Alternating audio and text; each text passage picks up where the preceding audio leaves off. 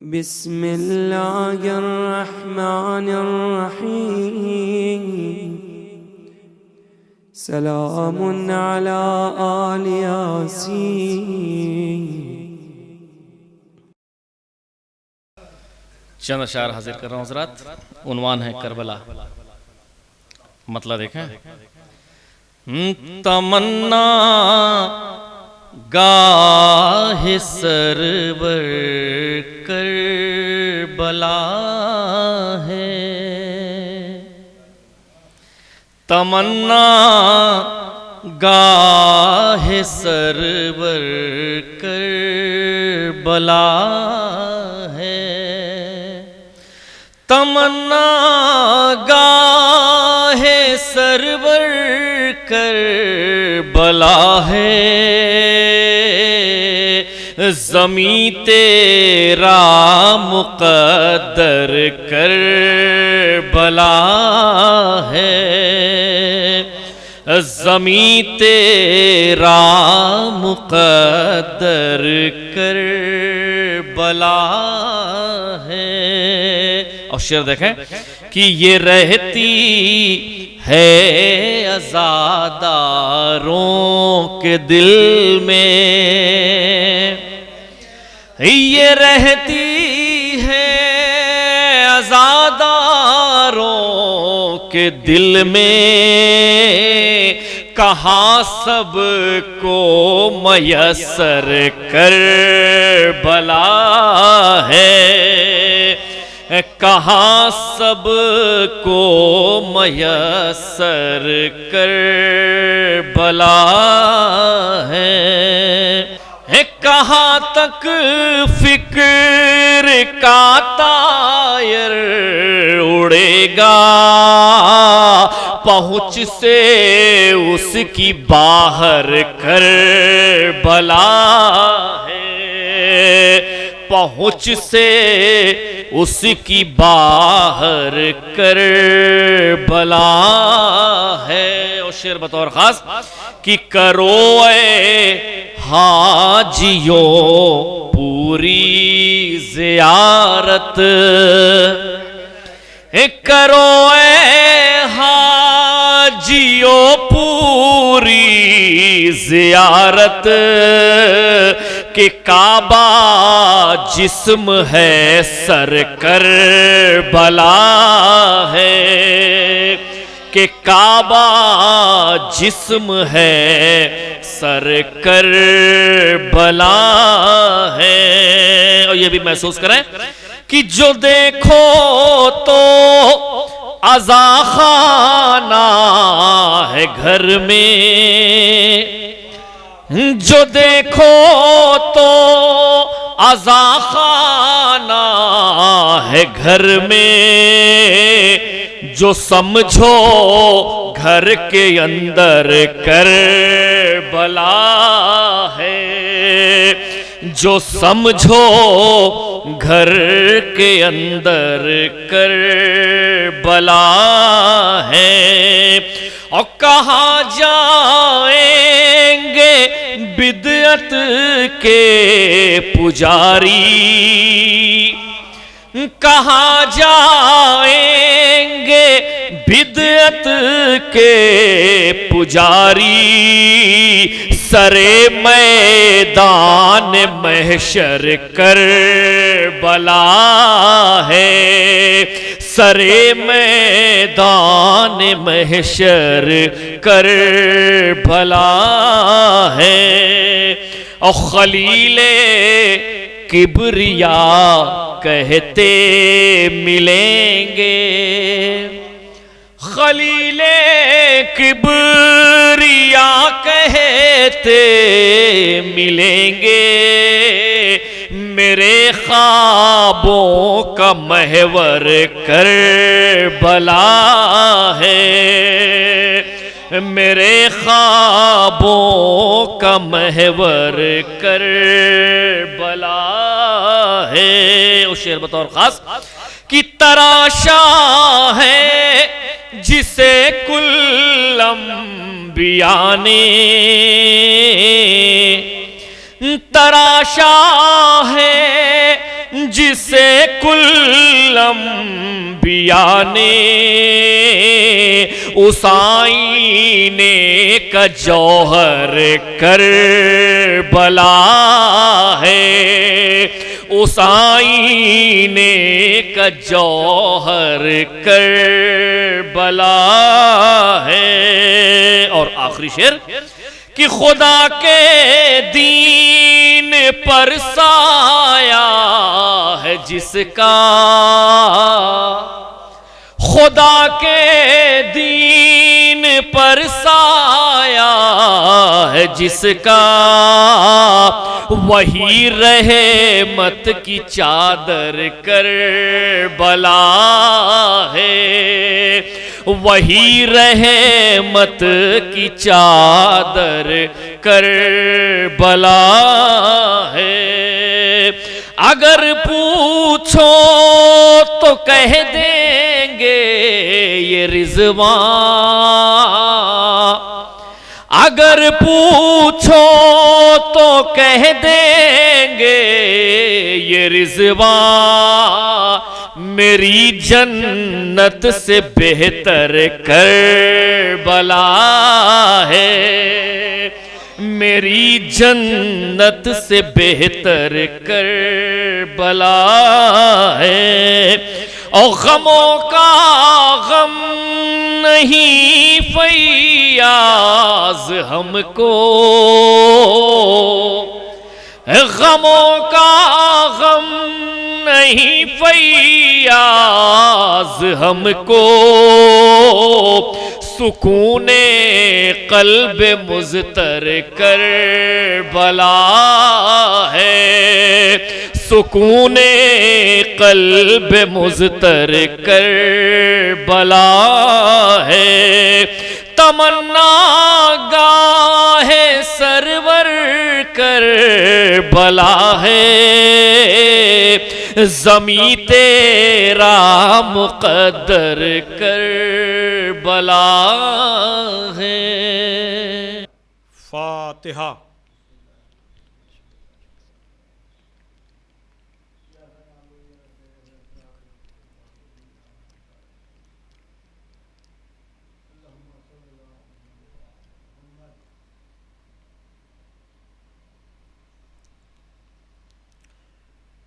اعوذ باللہ من الشیطان اللعین الرجیم، بسم اللہ الرحمن الرحیم، الحمد للہ الذی ہدانا لہذا وما کنا لنہتدی لولا ان ہدانا اللہ،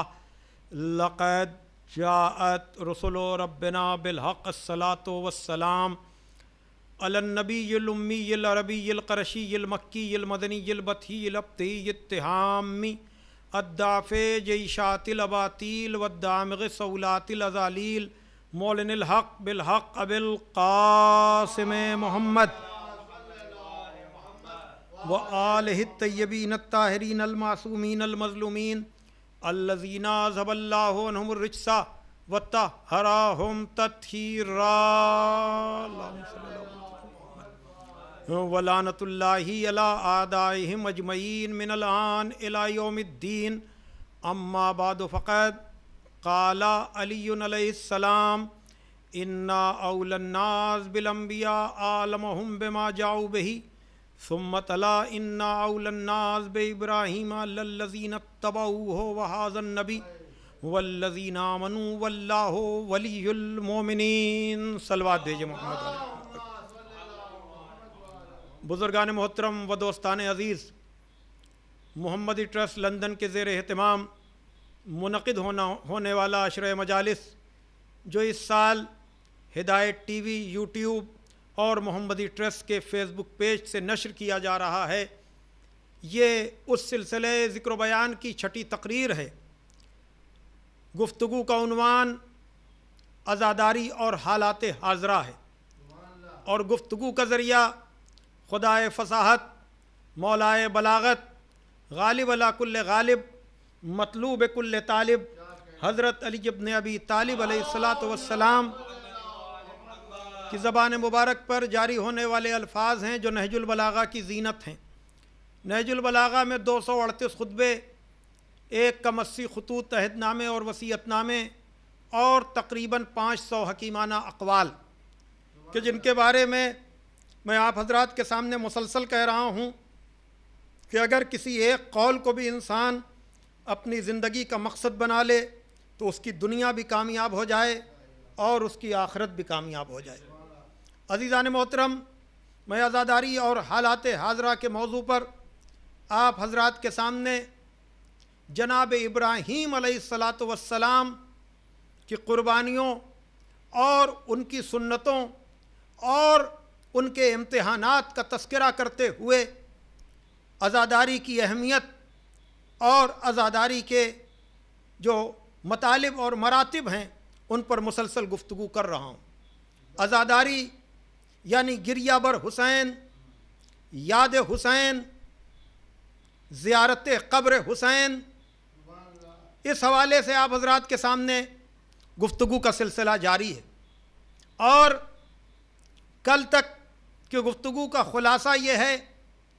کہ جناب ابراہیم نے ویسے تو بہت سے امتحانات دیے،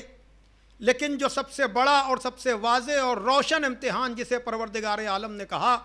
وہ بیٹے کی گردن پہ چھری کا رکھنا اور باپ اور بیٹے دونوں کا راضی ہونا۔ لیکن اگر عزاداری کی نسبت سے آپ دیکھیں تو پروردگار عالم نے جناب ابراہیم کے خواب کو اتنی اہمیت دی کہ اس خواب کے گرد پوری عبادت حج گردش کر رہی ہے، اور ظاہر سی بات ہے کہ اس قربانی کے لیے اور بھی چیزیں، جس میں عزاداری کے حوالے سے اگر میں کہوں تو میں کہہ سکتا ہوں کہ رونا،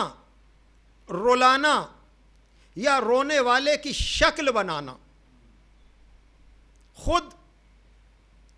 علماء نے، مراجع نے امام جعفر صادق علیہ السلام کی اس حدیث کو کہ من بکا او ابکا او تباکا علی الحسین وجبت لہ الجنہ، جو روئے یا رولائے یا سوگوار شکل اختیار کرے اس پر جنت واجب ہے۔ یہ امام صادق کا قول ہے، امام صادق کا فرمان ہے، اور گریہ بر حسین سے متعلق اگر اور معتبر حدیثوں کو آپ کو دیکھنا ہے تو کامل الزیارات آپ دیکھیں تو آپ کو اندازہ ہوگا کہ مولا حسین پر رونے کی اہمیت کیا ہے۔ اور پھر مراجع نے اسی حدیث کو سامنے رکھ کر کہا کہ اب جو بھی چیز رونے یا رلانے کا ذریعہ بنے وہ سب اس حدیث کے ذیل میں آئے گا۔ اب عزاداری کی ساری چیزیں اس حدیث کے ذیل میں آ جائیں گی، چاہے وہ تابوت ہو، چاہے وہ تعزیہ ہو، چاہے وہ علم ہو، لیکن پھر بھی بہت سے لوگوں کو جوابات چاہیے رہتے ہیں۔ تو یاد رکھیے گا کہ جناب ابراہیم کی اور سنتوں کے ساتھ ساتھ ایک سنت ہے تعمیر کی بھی، یعنی خدا جسم و جسمانیات سے مبرہ ہے، وہ جسم نہیں رکھتا، وہ لا مکان ہے، اسے کسی ایک مکان میں محدود نہیں کیا جا سکتا۔ لیکن پھر بھی مسلسل آیتیں آپ کو قرآن مجید میں مل جائیں گی کہ جہاں پروردگار عالم جناب ابراہیم سے خطاب کر کے ارشاد فرما رہا ہے، اور عجب طرح سے وہ سلسلہ ہے، وَإِذْ يَرْفَعُ إِبْرَاهِيمُ الْقَوَاعِدَ مِنَ الْبَيْتِ وَإِسْمَاعِيلُ رَبَّنَا تَقَبَّلْ مِنَّا إِنَّكَ أَنْتَ السَّمِيعُ الْعَلِيمُ۔ یاد دلایا جا رہا ہے کہ یاد کرو اس وقت کو جب ابراہیم سے کہا گیا، جب ابراہیم نے کعبے کی دیواروں کو بلند کیا اور ان کے بیٹے اسماعیل نے اس بیت کی دیواروں کو بلند کیا، اور وہ یہ کہتے جاتے تھے کہ پروردگار اسے قبول فرما لے، تو سننے والا بھی ہے، تو جاننے والا بھی ہے۔ تو آپ مجھے بتائیں کہ پروردگار تو جسم نہیں رکھتا، وہ کعبہ بنوا رہا ہے، گویا کہ بتا رہا ہے کہ جب جسم و جسمانیات نہ رکھنے والے پروردگار عالم کو بھی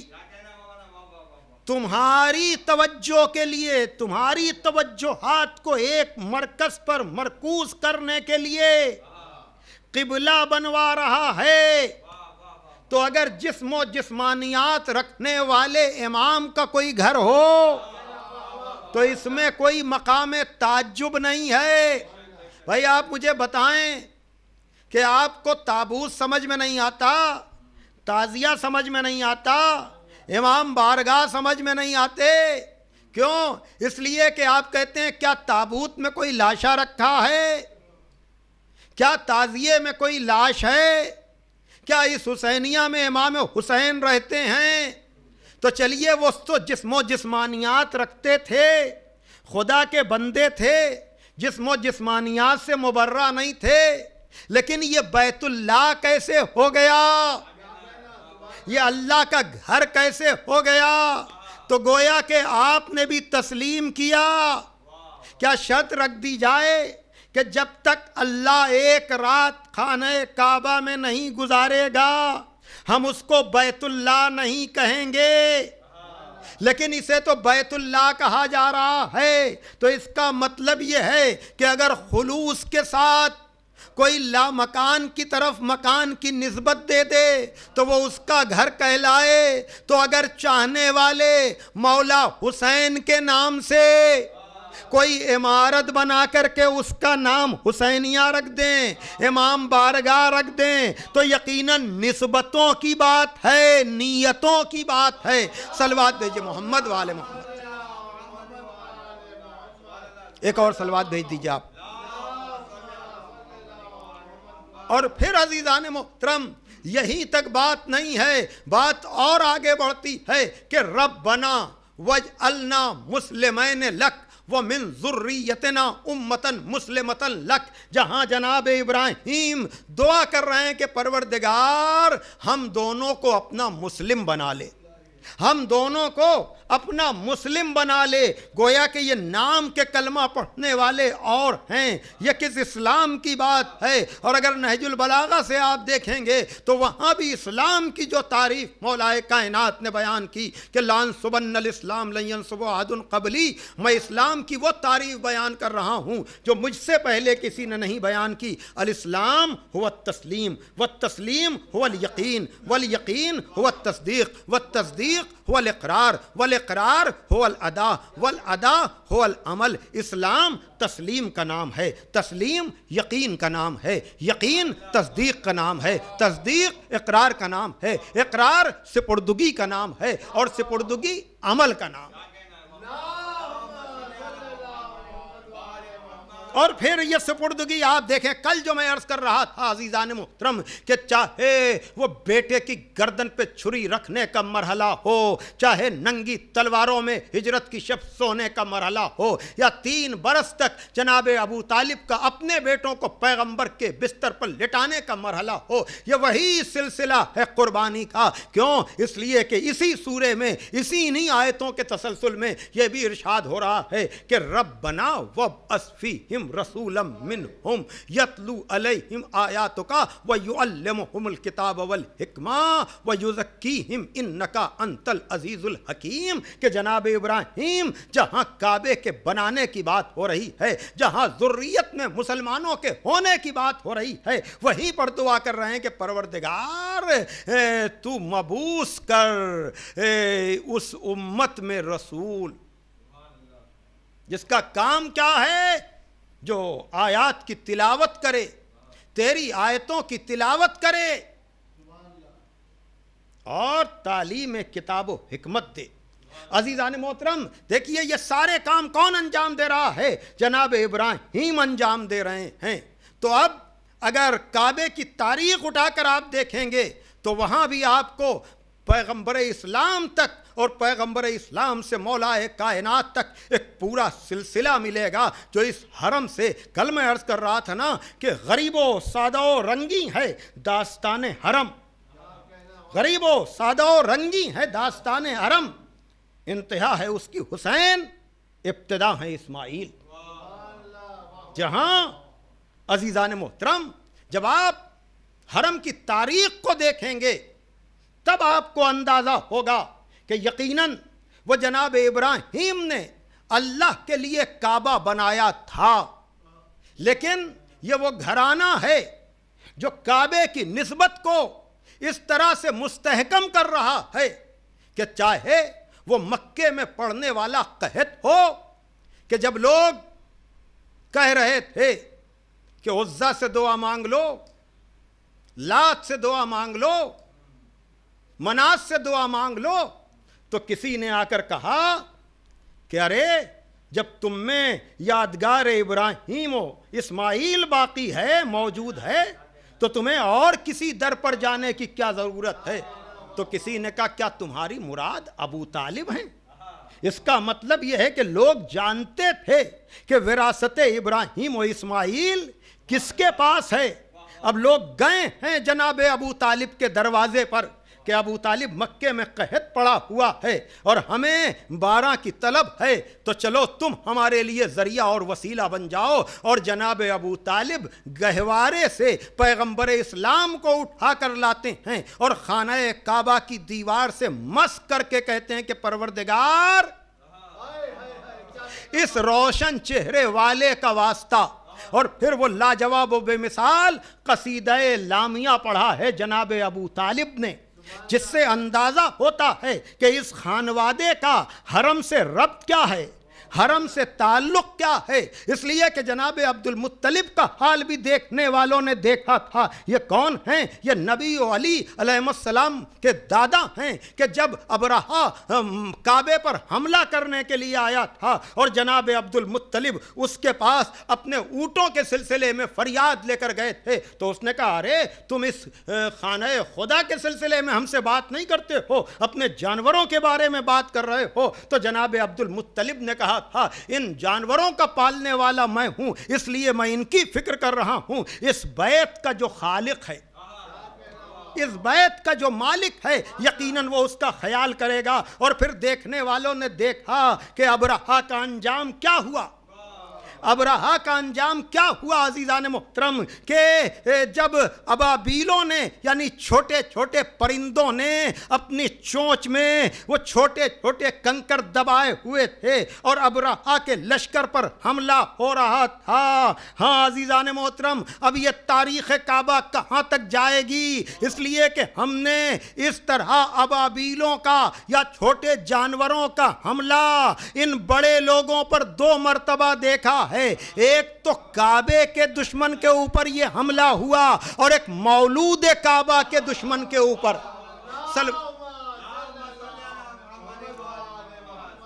ایک اور صلوات بھیج دیجئے محمد والے محمد۔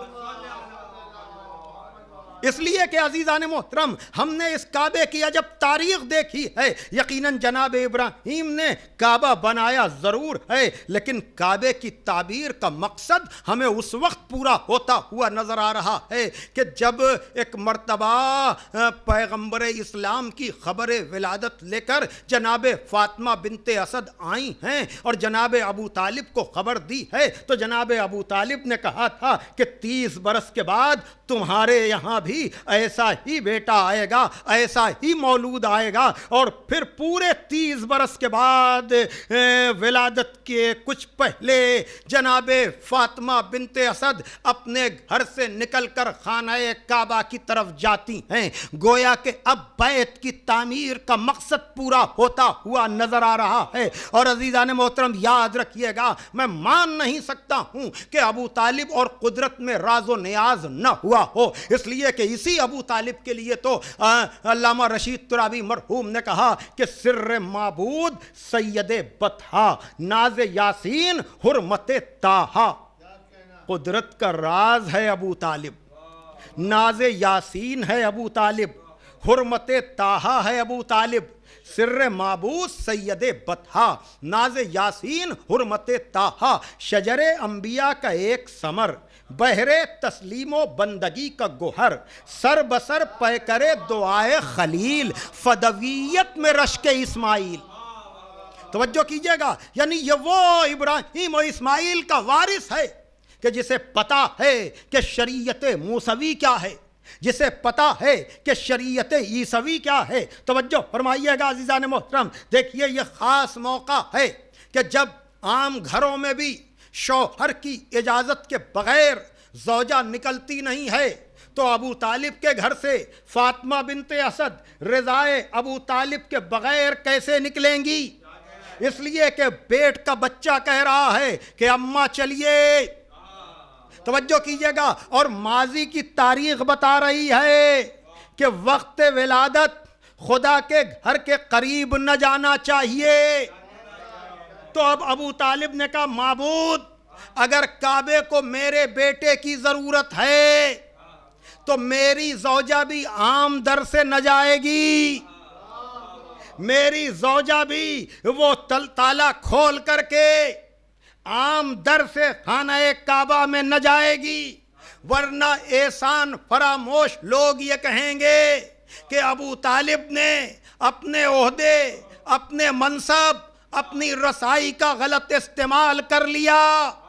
کہا معبود اب تو ہی بتا دے کہ میرے بیٹے کو کعبے کی ضرورت نہیں ہے بلکہ کعبے کو میرے بیٹے کی ضرورت ہے۔ تو اب دیکھنے والوں نے دیکھا کہ جناب فاطمہ بنت اسد خانہ کعبہ کے دروازے پر نہیں بلکہ اس کی پشت پر آئیں اور یہ کہنے لگیں کہ معبود تجھ کو اس مولود کا واسطہ، تو ہماری مشکل کو آسان کر دے۔ دیکھیے اگر عام مشکل ہوتی تو جناب فاطمہ بنت اسد خانہ کعبہ کے دروازے پر جاتی، لیکن یہ عام مشکل نہیں تھی، مشکل یہ تھی کہ ماضی کی تاریخ جب وقت ولادت جناب مریم کا آیا تھا تو کہا گیا تھا یہ زچہ خانہ نہیں ہے، یہ عبادت خانہ ہے، اور وہاں مسئلہ طہارت نہیں تھا، مسئلہ احترام تھا۔ اللہ اکبر۔ ایک مرتبہ ابھی دعا پوری بھی نہ ہوئی تھی کہ دیوار کعبہ شق ہوئی اور فاطمہ بنت اسد خانہ کعبہ میں چلی گئیں۔ صلوات بھیجے محمد وآل محمد پر۔ اب یہاں پر غالب جب طرح سے کہتے ہیں کہ مشکین لباس کعبہ علی کے قدم سے جان، مشکین لباس کعبہ علی کے قدم سے جان، نافع زمین ہے نہ کہ نافع غزال ہے۔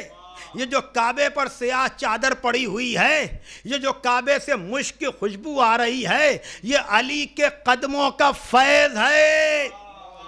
ارے آج ظاہر سی بات ہے اگر کعبے کے حرم کی رنگینی کی بات ہو رہی ہے تو بے ساختہ اشعار میری زبان پہ آ رہے ہیں۔ محسن نقوی شہید نے کہا کہ جب سے پڑا ہے اس میں علی کا نشان پا، جب سے پڑا ہے اس میں علی کا نشان پا، اس دن سے میرے دل کی زمین آسمان ہے، اس دن سے میرے دل کی زمین آسمان ہے۔ وہ کعبے میں مرتضیٰ کو کہاں ڈھونڈتے ہو؟ اب کعبہ تو مرتضیٰ کا پرانا مکان ہے۔ توجہ کیجیے گا عزیزان محترم، دیکھیے اگر میں ابراہیم و اسماعیل علیہ السلام کے تذکرے میں یا یوں کہہ دوں کہ اگر خواب سے تعبیر تک جانے کے مرحلے میں کعبے سے کربلا تک نہ جاؤں تو بات مکمل نہ ہوگی، اور کعبے کا ذکر ہو اور مولود کعبہ کا ذکر نہ ہو۔ اس لیے کہ دیکھیے مجلس کے دو اساسی جز ہیں، عزاداری تو بڑا وسیع موضوع ہے، لیکن اس میں اگر مجلس کی اگر خالی آپ بات کریں تو دو ہیں بنیادی تذکرے، ایک ہے فضائل کی منزل پر ذکر علی اور مصائب کی منزل پر ذکر حسین، باقی سارے تذکرے اسی ذیل میں آتے ہیں۔ اس لیے کہ کہنے والے نے کہا کہ آپ علی علی کیوں کرتے ہیں، تو جواب بھی عجب دیا گیا کہ علی علی اس لیے کرتے ہیں تاکہ مجلسوں کو زینت ملے، اس لیے کہ نبی نے کہا کہ اگر تم اپنی مجلسوں کو زینت دینا چاہتے ہو تو ذکر علی کرو.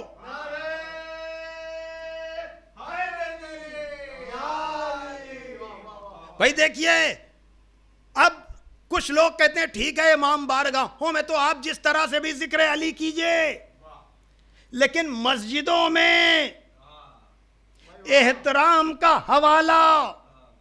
کہ یہاں کر لیجئے ذکر علی، مگر بلند آواز سے، اس لیے کہ اس سے احترام مسجد پہ فرق آتا ہے. میں کہوں گا آپ فلسفے کو نہیں سمجھ پائے. مسجد نام ہے کعبے کی طرف بننے والی عمارت کا، مسجد نام ہے کعبے کی طرف بننے والی عمارت کا، اور آپ کو مسجد میں ذکر علی اچھا نہیں لگ رہا اور وہاں پروردگار کعبے میں علی کی ولادت کرا رہا ہے، تو اے کعبے کو قبلہ سمجھنے والوں، اتنا ہی اگر مسئلہ ہے تو پھر کعبے کی طرف سجدہ بھی نہ کرو. لیکن ہم تو اتنا جانتے ہیں کہ اگر ذکر علی کے بغیر، محبت علی کے بغیر عبادت ہے تو عبادت بھی حرام ہے،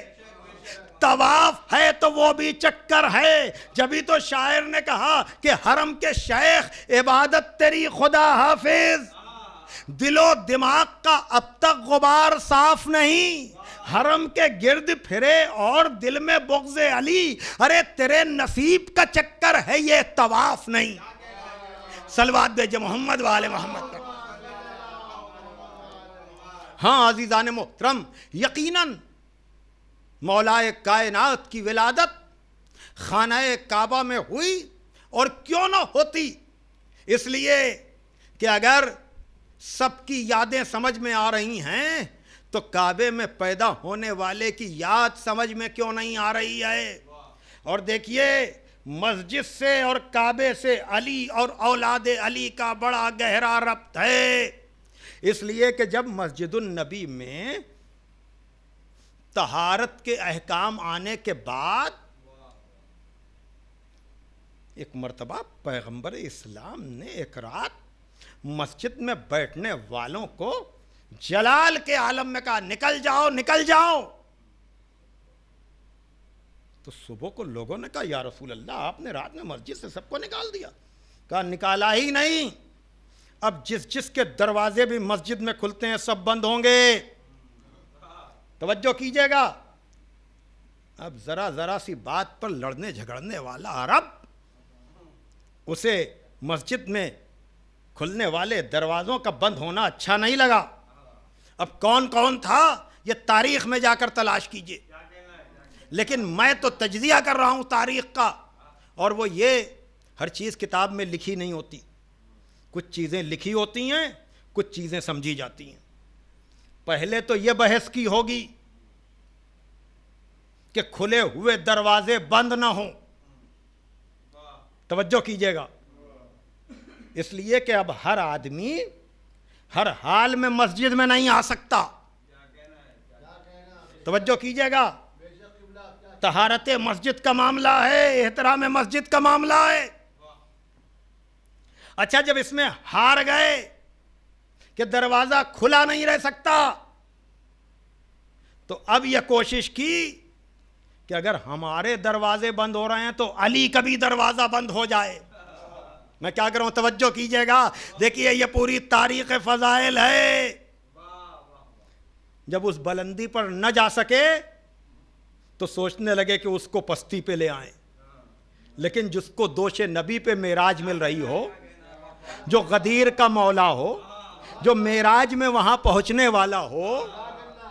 بھائی توجہ کیجئے گا. تو اب کوشش تو یہ کی پہلے کہ اپنے دروازے کھلے رہیں.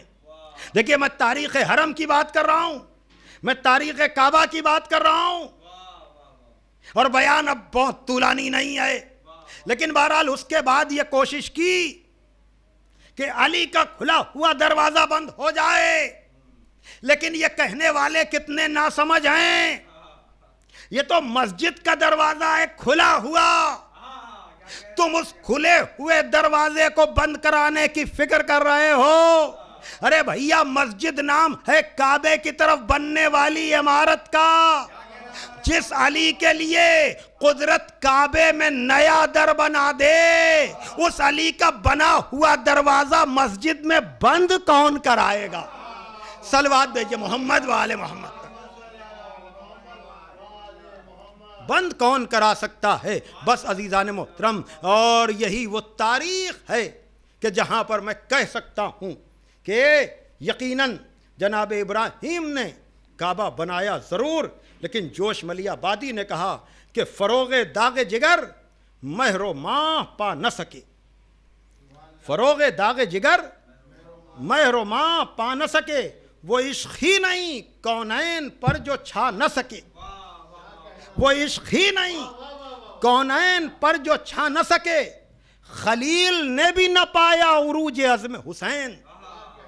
خلیل نے بھی نہ پایا عروج عزم حسین، بنایا کعبہ مگر کربلا بنا نہ سکے۔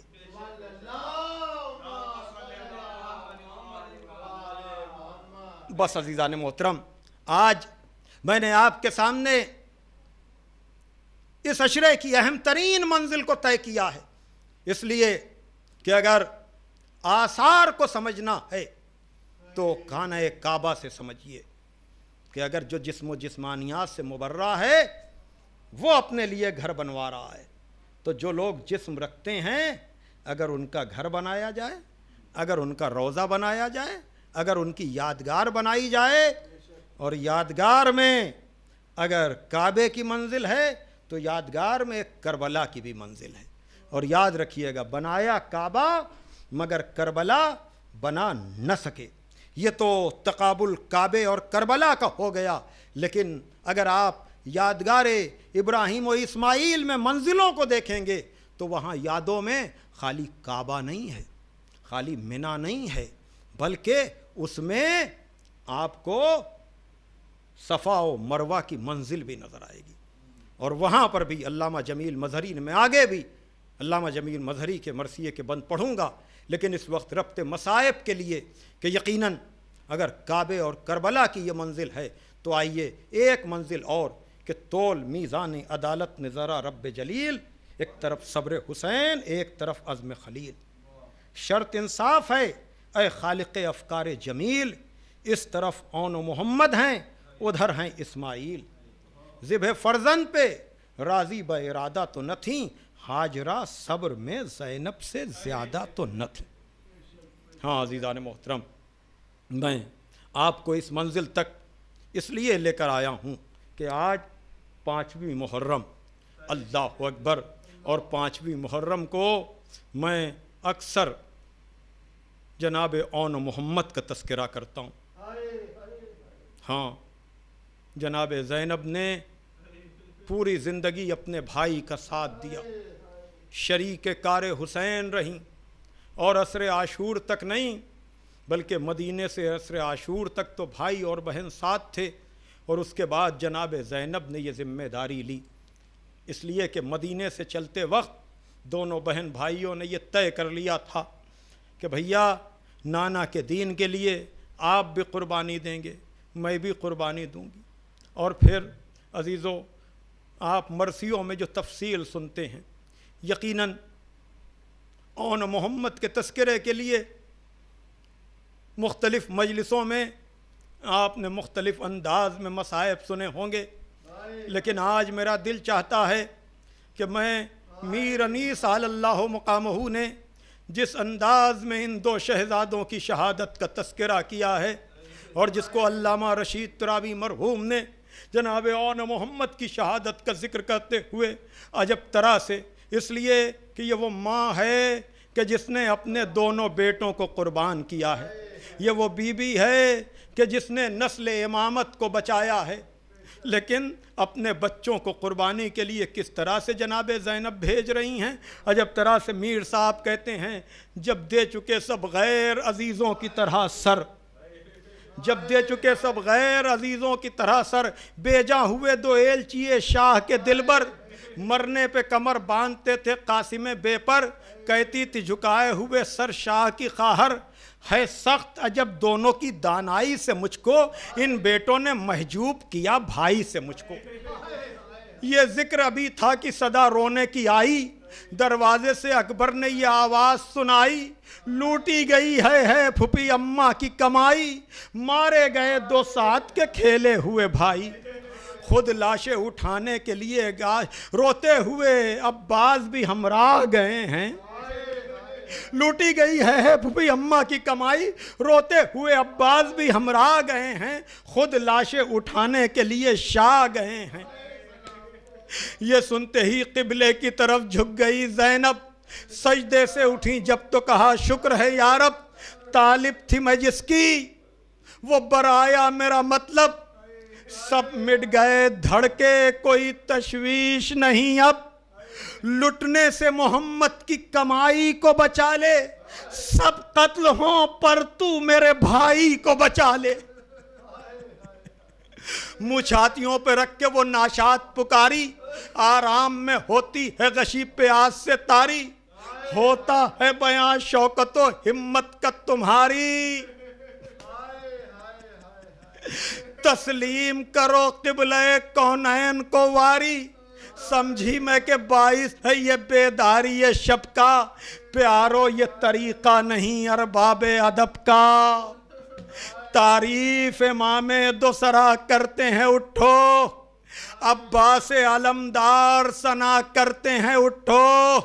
ہم شکل نبی مدح وغا کرتے ہیں اٹھو، سب لوگ نہ اٹھنے کا گلہ کرتے ہیں اٹھو، آقا سے مصیبت میں یوں جدا ہو نہیں جاتے، صدقے گئی یوں جنگ کے دن سو نہیں جاتے، ٹکڑے تک کلیجہ یہ بیان درد کے سن کر، ایک حشر تھا سیدانیاں جب پیٹتی تھی سر، بانوں نے کہا قبلہ کونین سے اٹھ کر،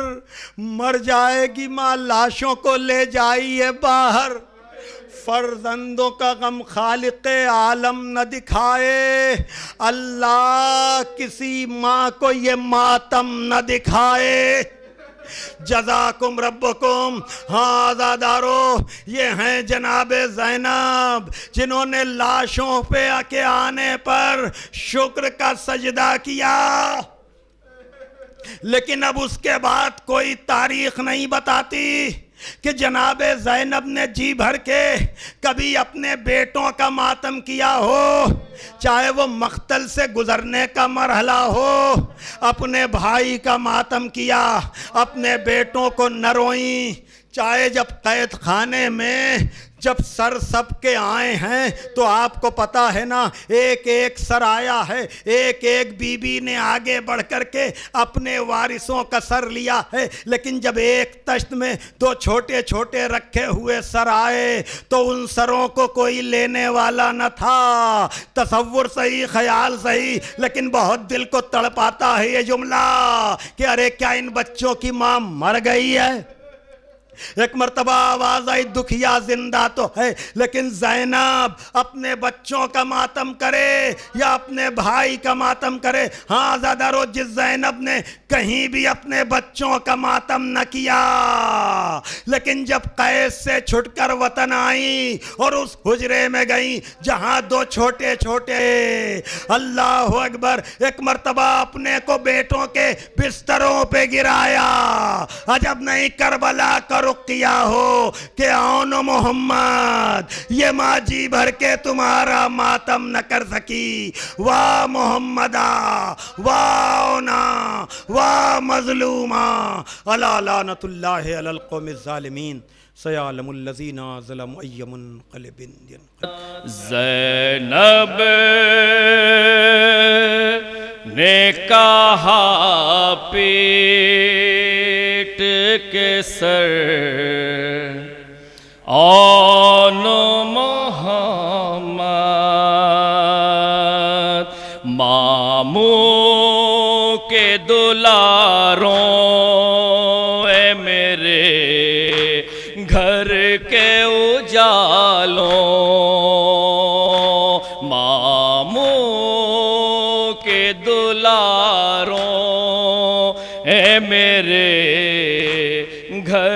کے اجالوں یہ تم کو لگی کس کی نظر آن محمد زینب نے کہا پہ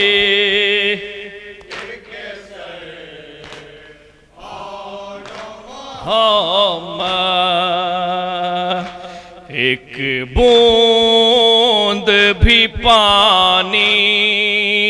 کی تمہیں دے نہیں پائی اے تشنا دہن تشنا جگر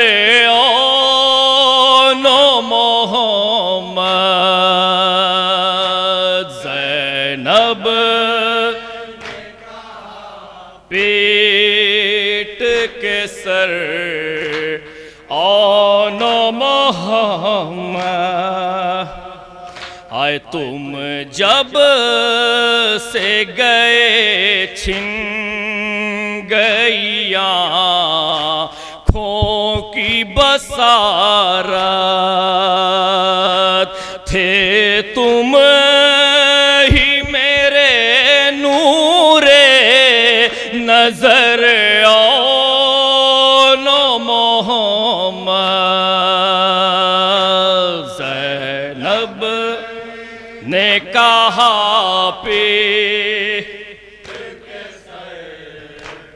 آن محمد اس شام غریباں میں مجھے اتنا بتا دو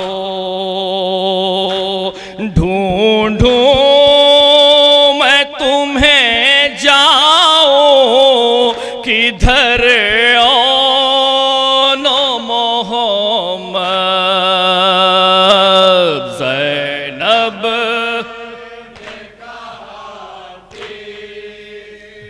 کے سر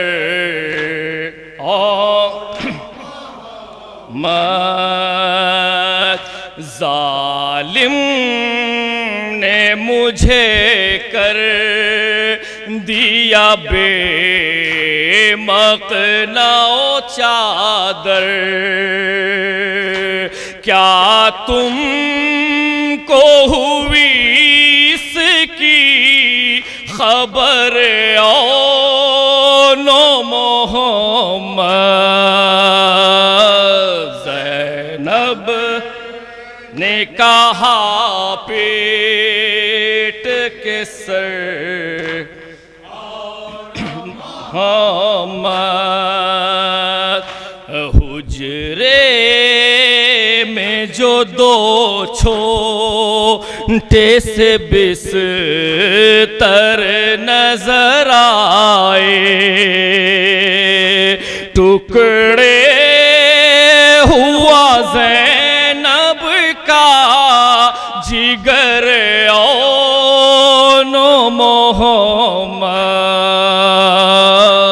زینب نے کہا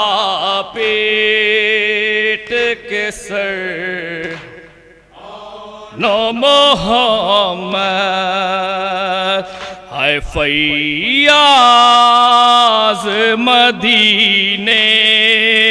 میں یہ زینب کا تھا نوحہ سونا سا نظر آتا ہے گھر آن محمد زینب کہا پیٹ کے سر محمد ہائے تم کر گئے دنیا سے سفر آن محمد شبیر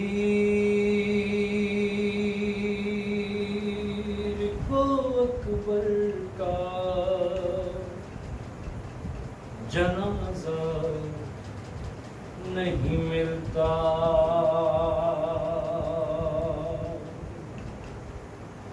شبیر کو اکبر کا جنازہ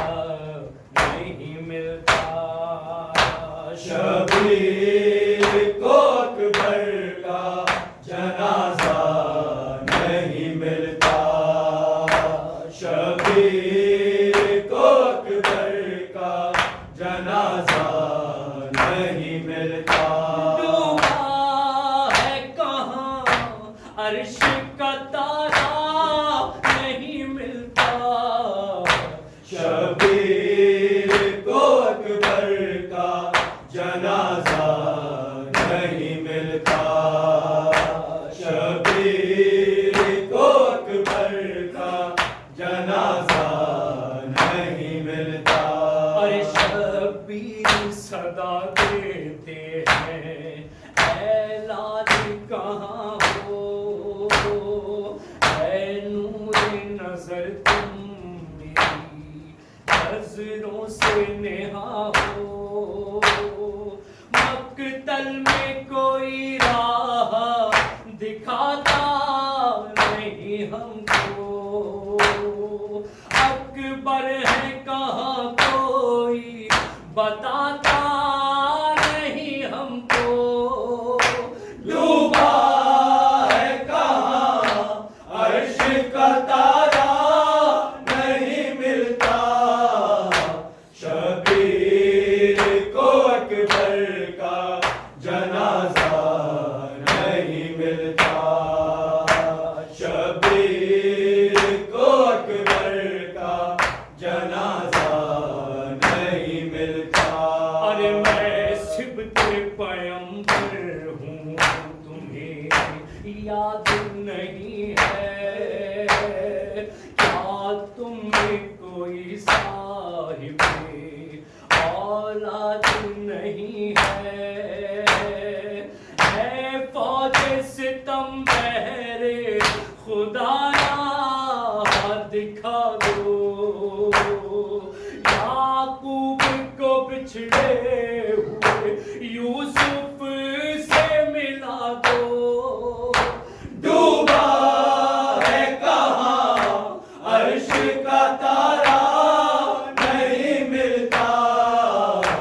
شبیر کو اکبر کا جنازہ نہیں ملتا، شبیر کو اکبر کا جنازہ نہیں ملتا، ارے اکبر تیرے صدمے سے بدر ہو گیا بے حال، مقتل میں تمہیں ڈھونڈتا پھرتا ہوں میرے لال، بابا کو صدا دے کے بلا لو علی اکبر، گر گر کے میں اٹھتا ہوں سنبھالو علی اکبر، ڈوبا ہے کہاں عرش کا تارا نہیں ملتا، شبیر کو اکبر کا جنازہ نہیں ملتا، شبیر کو اکبر کا جنازہ نہیں ملتا، ارے صدقے ہو تمہارے بدر راج دلارے، دیتے ہیں جوان علی پیری میں سہارے، ہم میں تیرے مرتا ہوں جلاتا نہیں کوئی، میں خاک پہ گرتا ہوں اٹھاتا نہیں کوئی، ڈوبا ہے کہاں عرش کا تارا نہیں ملتا، شبیر کو اکبر کا جنازہ